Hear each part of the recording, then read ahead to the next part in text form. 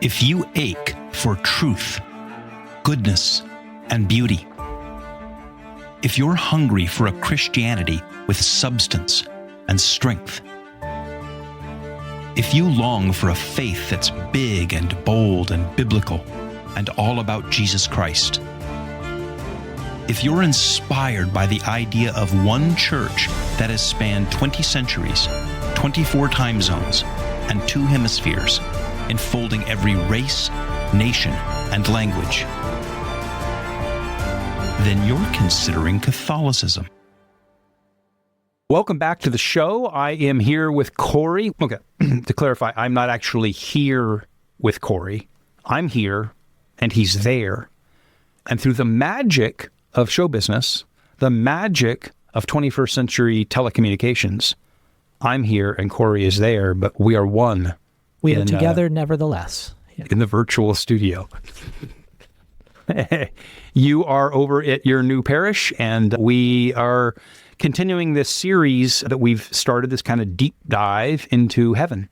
Yes. And so I want to just dive right into it here. This is a sober episode because we're talking about judgment. And, it doesn't get much more sober than that, right? So the question is, what does it mean to stand before God? And is it something that we should be afraid of? It's interesting, Cory, even back when I was a Protestant pastor, evangelical pastor, and I did a lot of funerals and things over the years. And I think most Christians I've met believe in judgment. They just don't believe that they never talk about it, that they're going to face it. It's always something everyone else is going to experience. Everyone else is going to go through. And it's weird, like every time somebody died and you did a funeral, they're like, oh, well, Bob is with the Lord. And you go, I hope he is, right? But we just assume, we just leapfrogged over judgment.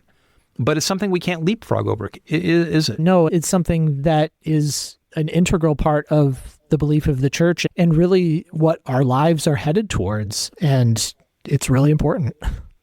Okay, so what I want to do here in this conversation is to clarify Catholic teaching on judgment and dispel some of the misconceptions, okay? And really focus on what I think we should focus on, which is God's justice tempered by his mercy. Yep, that the two are not contradictory. No, yeah, exactly. We're programmed to think in our culture that judgment and mercy are two different things, that they're polar opposites, but that they aren't. But let's just be really clear, and this isn't just Catholic teaching. This is fundamental Christian teaching for all of our sola scriptura friends out there. 2 Corinthians 5:10, for we all must appear before the judgment seat of Christ. Doesn't get more clear than that, right? So Absolutely. Let's just dive into this. Cory, when you think of judgment, what do you think, what kind of images or ideas come up for people? How do you think, especially for your generation, which is younger than my generation, how do you frame that or imagine it? Yeah, I think the first thing that usually comes to mind is Matthew 25. So this is Jesus's famous, I don't know if you would call it a parable, but he talks about the sheep and the goats. And he says that on the last day that God will separate the sheep from the goats, and the sheep will go to one side and the goats to the other. And there's this discussion of when you fed the hungry, gave drink to the thirsty, clothed the naked, visited the sick, etc. You did this for me. Well done, good and faithful servant. Come into my kingdom, come into happiness. And then on the flip side, the goats who refused to do those things, away from me. That's a very powerful scriptural image. And then you have, similarly, like in the book of Revelation, you have a lot of very powerful imagery of Christ returning in glory, and those who are friends of God being brought into this beautiful city, this new Jerusalem, but then those who have rejected God being cast into the lake of fire. So you have these very powerful images that have been depicted in a lot of sacred art throughout the ages. And so a lot of us have probably seen those too and have those kind of burned into our memories. It's interesting you bring up the art because like you say, these were themes in Catholicism and Catholic art forever. Go to the Sistine Chapel in the Vatican, right? And there's Michelangelo's Last Judgment painted the size of a tennis court up on the wall. In fact, just last week, right, the conclave conducted its business underneath that. But other things, like you go an hour and a half north of Rome to Florence, and you go to the cathedral, the Duomo in Florence, and there's a giant depiction on the wall of Last Judgment, right? It was very common in cathedrals and other large churches to have it either on the outer facade or on the inside of the church as not just a warning, but also as a sign of hope that it's directing our attention to that all the time. Now, the funny thing is, I agree with you. That is absolutely the correct biblical image. But it's interesting because I think when I talk to a lot of people, that's not how they imagine it for themselves. That is the biblical image. I think a lot of people, your common man or woman, thinks of judgment in one of two ways. One, they think that the secrets about them are going to be revealed, right? And you get this in evangelical preaching a lot, where, when you get there to judgment, then God's going to play like a movie. Remember you hearing this kind of stuff? Right? Yes. There's going to be like a giant screen on the wall, and God's going to play the movie of all of the secret things you ever did. So all of the times you stole from the cookie jar, and all the times you looked at porn or masturbated, and all the times that you did this and that, God's going to play that on the giant jumbotron right there for everybody, and you're going to be humiliated. But then it's okay, because then Jesus will say, it's good, you get a pass. I think a lot of people you can see where that comes from. Christ talks about all things that were said in secret will be shouted from the rooftops. There is an element of things being revealed and secrets being made known. That is part of it. Agreed. But what I'm saying is that I think a lot of people either internalize this as, I'm going to be judged, but primarily what judgment is going to consist of is my secrets being revealed, which is not just part of it, but like when you look at that Matthew 25, instead of the things I've done, it's going to, the other thing is a lot of people that I talk to think that it's going to be whether you were nice. Sure. And again, you could spin the sheep and the goats thing as the sheep were pretty nice. They were nice to people. But they internalize this. Did I do nasty things in private? And was I a nice person? That's going to be the substance. And you can see that there's some parts of it that have some intersection, but I think a lot of people just think of it that way. And I think what I want to do here in this conversation is unpack not only the biblical teaching, the church's teaching on judgment, to show that it's much more full than those two things, right? Yes. Yeah. Those are hyper-focusing on particular elements of it that distort it in some ways. Yeah. So let's be clear about this. Cory, how many judgments will we face? We will all face two judgments. Two judgments, not one, two. Tell me about what are the two judgments that each of us will face. So one is what's called the particular judgment. And so this is your own personal judgment. So when you die, it is your encounter with God. It is the reckoning for the way that you have acted in your life, and whether you have been in God's friendship and grace or whether you've been outside of it. And you are either welcomed into heaven. I know, talk more about the particular destinations later, but you're either welcomed into heaven or welcomed into heaven after the process of purification, which we call purgatory, or you choose to reject that, and that state is called hell. So that's the particular judgment, the judgment that each of us undergoes individually or privately with God. And then there's what we call the last judgment, or the judgment day. And that's the big one. That's what people usually think of when they think of the judgment, where all people will be judged. This is when the dead are raised, and we are either welcomed in the resurrection into the new heavens and the earth to be happy with God forever, or, again, that scriptural image from Revelation of the lake of fire, we choose to reject that and are therefore separated from that happiness with God forever. And in a way, it's similar to what you were talking about with secrets being revealed, because it is the reconciliation of all things, the renewal of all things, and that requires that anything that was hidden in this world is made plain and is made right. But this is a cosmic event. This is everybody all at once and everything all at once. Maybe another way to think about those, and I don't mean this to be too flippant, although that's never really stopped me before, so I don't Start now. Why start now? But it's the particular judgment is like a temporary mail sorting, mail like MAIL. So Letters. like you've got this, you've got like this big building, big company, and Acme Company where Wile E. Coyote gets all of his stuff. And there's all of the mail that comes into the mail room at Acme Corp. And somewhere down in the bowels of the building in the mail room, as those things come in, they get sorted into the pneumatic tubes. Yes. And certain things are sent upstairs to be dealt with, and certain things are sent downstairs or something to be dealt with. And that is a temporary sorting. And we're going to talk in the next episode about heaven and hell and purgatory, but just as a preview, we've talked about this before. Dante makes this clear, right? The famous line over hell, the gates of hell as you go in, is always abandon all hope, for this is an eternal place.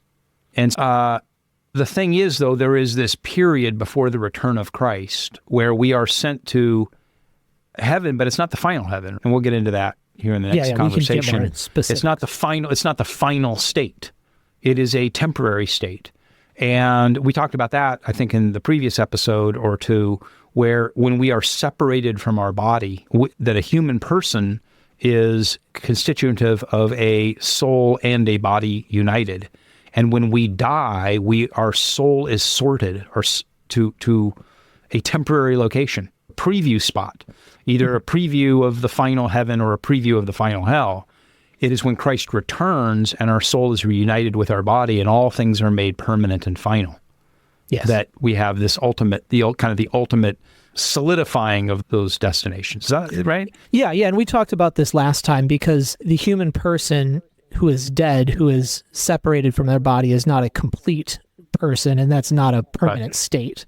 And so it waits until the body and soul are reunited that things can really be permanent. But it is a conscious state. It's not like there have been heresies in the past, things like soul sleep, where it's been proposed. You just wait it out in unconsciousness until Christ returns, or then there's the extreme of that, which is annihilationism, that the soul just ceases to exist. But that's and I want to get into that in the next conversation, but next episode. But on this one, my point is just that the particular judgment is like going into the mailroom at Acme Corp and being put in the pneumatic tube. I think it's just pneumatic. I don't think I know. I like to, but I think it's more fun to say pneumatic tube. You get put in the pneumatic tube and you go zoop to where is a preview of eternity. Because it's not eternity. It's not eternity until the final judgment, when all things are rendered final. Yeah, but at the same time, it is still a genuine experience of either heaven or hell. Just let's get into that. Let's get into that in the next episode when we talk about heaven and hell and purgatory. But my point is the judgment that you face at the moment of death is a sorting of towards your ultimate destination, right? Yes. So a couple of things here from the Catechism. I know you've got these same notes here. You look at Catechism of the Catholic Church, 1021, 1022. Each man receives his eternal retribution in his immortal soul at the very moment of his death, in a particular judgment that refers his life to Christ, either entrance into the blessedness of heaven or immediate and everlasting damnation, right? So that is the particular judgment. And particular here means you individually. Because there's a sense in which, and we'll get into that here in the final judgment, in which that's a sort of a corporate judgment. Like it's done at least in a sort of public way.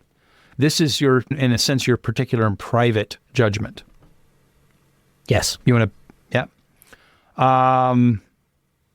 any other thoughts on that? A particular judgment thing? It's right at that moment of death too, which is interesting.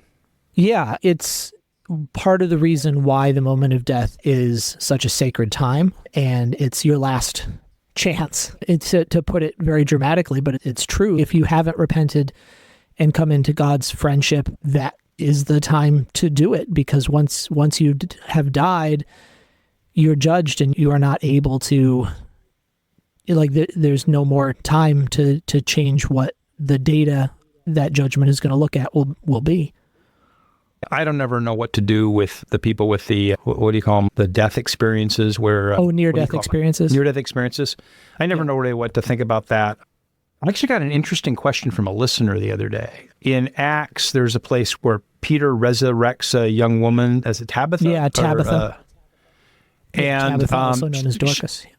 Yeah, Dorcas. And it's like she had been expired for some hours. It was like they came to Peter in the morning and she was at the nearby city a half a day's walk away. And so he goes over there and he raises her. And somebody said, where was she in that?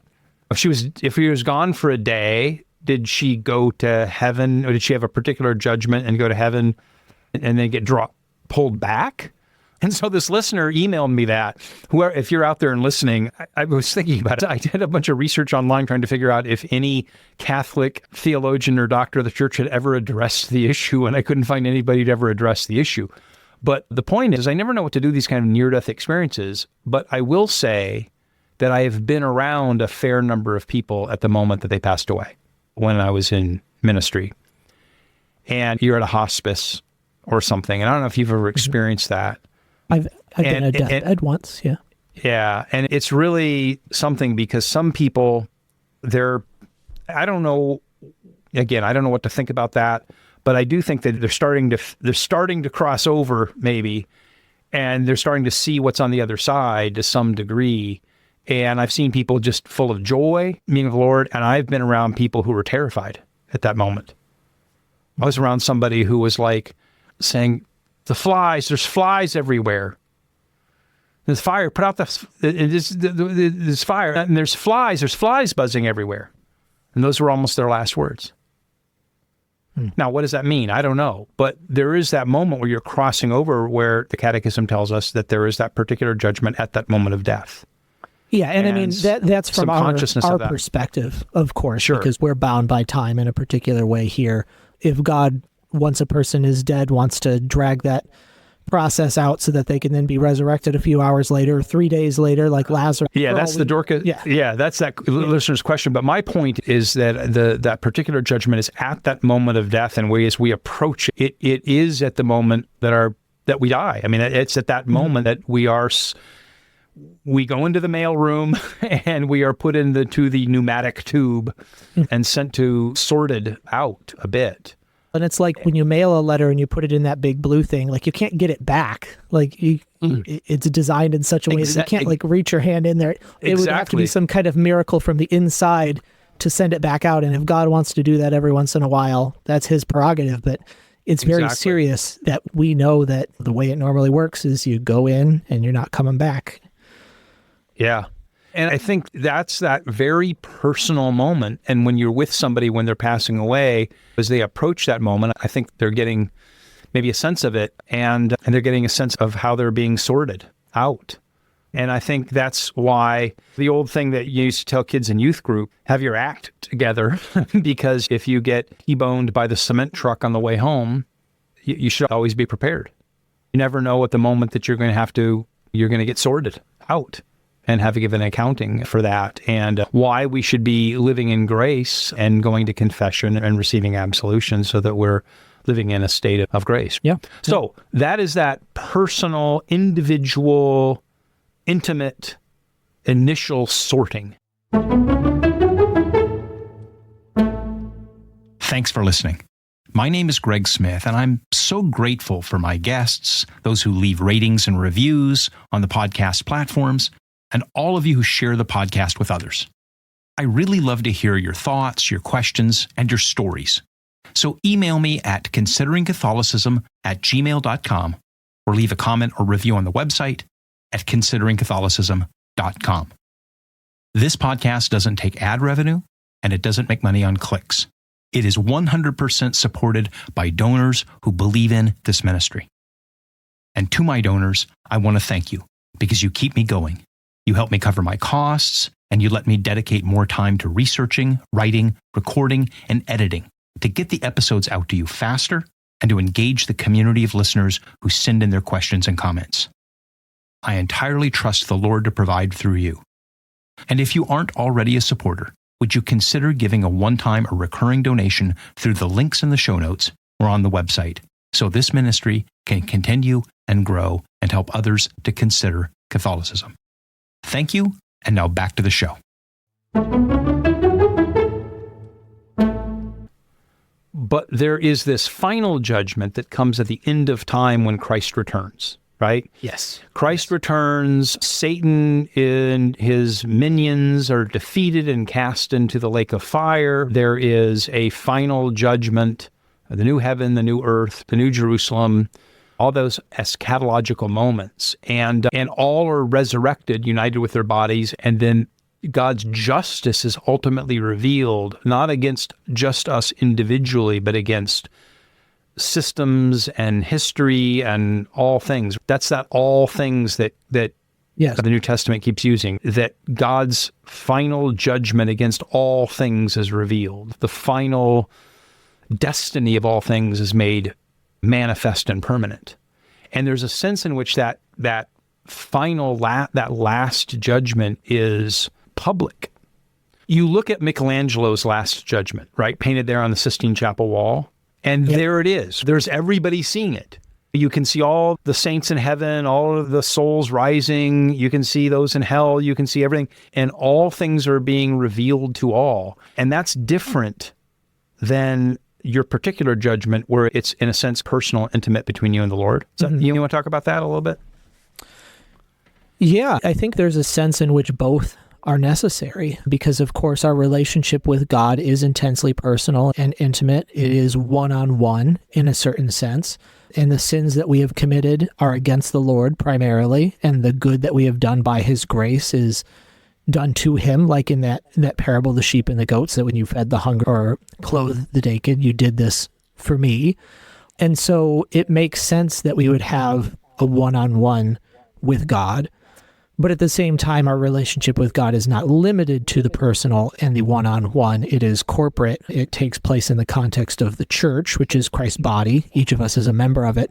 And in the context of all of creation, which God has made as the stage for the drama of salvation history. And so it only kind of stands to reason, or is even necessary, that it should have to have that public judgment as well, because the sins that I commit affect other people. They certainly affect other members of the church and other people and all of creation. And the good that I do by God's grace is something that has an effect on other people and the world around me. And Christ died both to save my soul. There's that old and good line about how if you were the only one, Christ would have still died for you. And yet at the same time, Christ died for all humanity and for the entire cosmos to redeem all things. And so there's those two elements that are not in contradiction, but work together. And there's the emphasis on the individual and the personal in that particular judgment, and then the cosmic and the corporate in that final judgment. I think one of the aspects of that sort of final judgment and the public nature of it is that all the connections are revealed. Yes. So you see how God's justice and the consequences of all things work out. There's a sense in which when I get to the particular judgment and I arrive at the cosmic mail room, I know I'm being flippant, and I get sorted into one of the pneumatic tubes to go up or down, that God has rendered a judgment on where I'm going, right? In the end, when the dead are raised, the resurrection, we're united with our bodies, Satan is defeated, the cosmos are remade, and we start to see how history and God's plan have played out. And maybe what role I played in that, for good or bad. This is where... and what the other people's actions, good or bad, had an effect on me and on the world around me.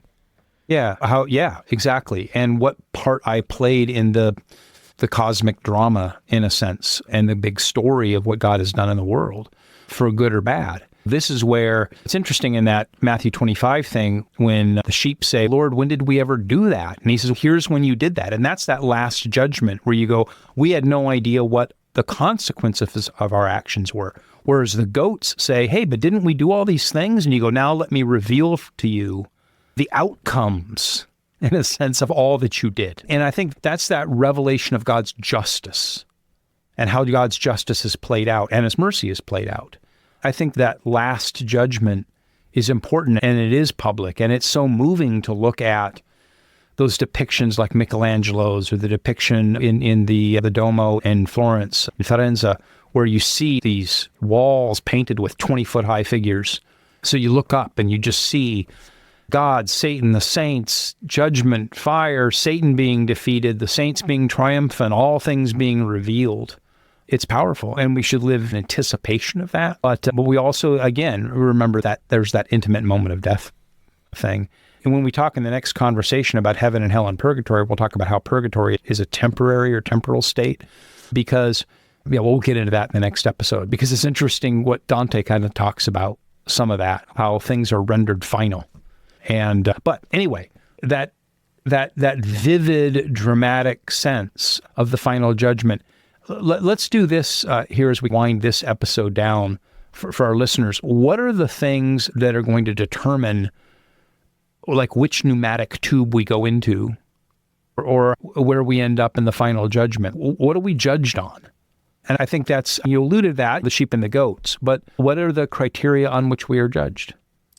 Yeah, ultimately it comes down to faith, hope, and love, as in St. Paul's famous formulation. So faith, another way of putting that is whether we are in friendship with God, whether our relationship with Him is one of trust. Hope, whether our lives are directed towards Him and towards His promises, trust in His promises. And then these things work themselves out in love or charity. Like in the parable of the sheep and the goats, that's the classic formulation of the works of mercy, of taking care of other people's needs, whether they be physical or spiritual needs, being like God in that sense, who gives all of us what we need out of His love. So it's essentially being conformed to God through these three theological virtues that are gifts of Him and of His grace. We receive grace, and then we have to choose whether or not to cooperate with it and to live in the way that God wants us to through that grace. And that's what we're judged on. Okay, you used a magic word there that we have to dwell on for just a moment, and that is works. And Yes. This is obviously the great divide with most Protestants and evangelicals, who say that our works we will not be judged on our works. And so this is, I'm sure you heard this a million times. Oh, yes. Especially as a kid or whatever. So this is the evangelical speech on the Last Judgment, right? So you're going to stand up there and there's going to be a giant jumbotron. And all of humanity is going to be standing there, and one by one, we're all going to come up. I don't know exactly how this works, but one by one, we're all going to come up, and there's going to be the huge jumbotron screen, and then God's going to play the screen of all the things that you did, and you're going to be totally embarrassed and humiliated. Then you're going to go, oh, what should I do? What should I do? And Jesus is going to step forward and say, I got you covered. Doesn't matter. Doesn't matter. Remember that time you were at Bible camp and you said you accepted me as your Lord and Savior? That's all it is. So all of that stuff, it's no big deal. It didn't matter at all. And that's the evangelical description, right? Our works do not matter. All that matters is that at some point you prayed the sinner's prayer and invited Jesus in your heart, and by faith alone, by inviting Jesus into your heart as your Lord and Savior, your works are irrelevant. But that's not what the Catholic Church teaches, because that's not what Scripture teaches, right? Yeah. Yeah, what we've been saying about the judgment is that it implies that there's data there, there's something to be judged. Now, to be clear, no one gets into heaven by their own efforts. It is by grace, and that's what is emphasized, or perhaps overemphasized, in Reformed theology, is that I can't just try real hard by my own strength to do good works, and then that gets me into heaven. All salvation is by Christ's grace that He pours out for us on the cross, that He, if we accept His grace, He gives us the power to accomplish those works in Him. But it's grace working itself out or faith working itself out through works. And I don't want to beat this to death, because we've done probably like 100 episodes on this over the years about faith and works and all this stuff. But that's the key thing, is your works do matter. So you're right. We aren't saved. We can't earn our way into heaven. But as we've talked about 100 times on this show, what happens is Christ's grace regenerates us, gives us the capacity to do good works, and then we cooperate with God's will. When by our own free will, we choose to do good works, which we are enabled to do by the grace of Christ. So He regenerates us. He saves us from original sin. He gives us the capacity to do good works, but then we have to do them. And we are judged by what we have done. Yeah, and in that sense, all of our actions, they do matter. They are very significant, and they are the means by which Christ allows us to participate in his salvation of the world, that we're part of it, that the reason that going through all of that at the Last Judgment is important is because anything that's good that we did that was part of the way that the world was redeemed is Christ working in us. We are the members of his body. And so it all ultimately refers back to Jesus and his action in the world, and we are his hands and feet doing those actions. James chapter 2, verse 17, faith by itself, if it has no works, is dead. The Catechism of the Catholic Church, paragraphs 1996 through 2005, there's a long section, but it makes the point that salvation comes by grace through faith, which is expressed in works. So by grace, we have faith, and then that gives us the capacity. We are enabled if we choose to do good works. Again, we've talked about this 100 times on the show. I think I've done a whole series on this. Free will, we have free will, and God invites us, but doesn't force us to do good works. And we're judged by the choices we made, right? The moment of death, we're judged for what we've done, and then ultimately that sorting is made permanent and revealed in that final judgment when God's ultimate plan is laid out and seen. So like that Matthew 25 is really an image of that last judgment, not the personal judgment. So let's wind this one down. Any final thoughts on judgment from a Catholic perspective? Yeah, I keep coming back to what we were just talking about, is that it's all about Christ's action in the world, and that we're either a part of that, we're either cooperating with that, and that's revealed in the Last Judgment and in our own particular judgment, or we're at odds with that, and we have kicked against God and tried to resist him, and that's what's revealed in it. So we either cooperate with his grace or we don't, and that's shown through our works. And I'd say choose well, because our choices matter. And I think the other thing to say is that it's both something to take as a warning, that there is a legitimate sort of, I don't know if fear is the right word, but like it should give you pause to think that you're going to be judged. There is a sort of a legitimate quickening of the heartbeat that can come from that reminder, but also to take comfort in the fact that God always supplies grace sufficient and is loving and merciful and wants us to cooperate with his grace and do works that are in accordance with his will, that he's not out to get us. The judgment isn't vindictive or arbitrary. Yeah, absolutely. And I think I did a couple of months ago or something in this last year, I did an entire deep dive series just about faith and works. So yeah, without kind of rehashing all of that, yeah, for sure, absolutely. But I think it is indicative of the state of modern man that we don't think about judgment much. And Christians did from the beginning. They thought about the fact that we will be judged, and that sobered our choices. It gave hope. It gave a great, in fact, it shouldn't necessarily be fear of judgment, it should be hope of judgment, that we'll be rewarded for being loyal to Christ. So, well, and it gives our actions meaning in this life, because if there isn't a judgment, in some sense, what you do doesn't really matter. Exactly. And that opens the whole can of worms on Calvinism and everything else. And ultimately, if it doesn't matter what we do, we're going to, So anyway, hey, look, let's take a break here, and then we're going to talk about the 3 destinations that we get sorted to. So those pneumatic tubes in the mailroom, where do they go? Okay? Yes. Well, we'll be back to talk about that in the next episode. Very good.